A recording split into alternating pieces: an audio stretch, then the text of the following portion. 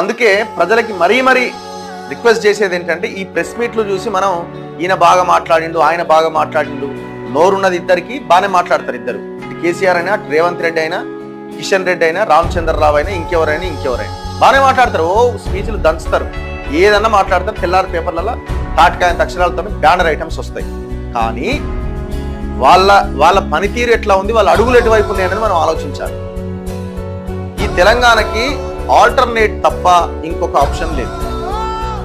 ఒకటి ఆల్టర్నేట్ కావాలి, ప్రజల కోసం పనిచేసే తెలంగాణ సోయి ఉన్న వాళ్ళు కావాలి. ఒకటి, ఈ మూడు పార్టీలు ఆ పరిస్థితుల్లో లేవు. రెండోది, ప్రజలు అమ్ముడు పోకుండా ఓట్లేసే పరిస్థితి రావాలి. ఈ రెండు జరిగినప్పుడే రాష్ట్రం బాగుపడుతుంది. అంతవరదాకా ఈ రాష్ట్రాన్ని ఎవ్వడు బాగు చేయలేడు. ఇట్లనే ఉంటుంది. నువ్వు హామీల కోసం వీడు పెన్షన్ ఇవ్వలేదని, అది ఇవ్వలేదని కొట్లాడుతూనే ఉండాలా, మాట్లాడుతూనే ఉండాలా. ఒకటి పోతే ఇంకొకరిని అధికారంలోకి తీసుకొస్తూనే ఉండాలి. అది తప్ప ఇంకొకటి జరిగే అవకాశం లేదు. ఇట్లనే ఉంటుంది. రాష్ట్రం ఇంకా భయంకరంగా తయారైంది.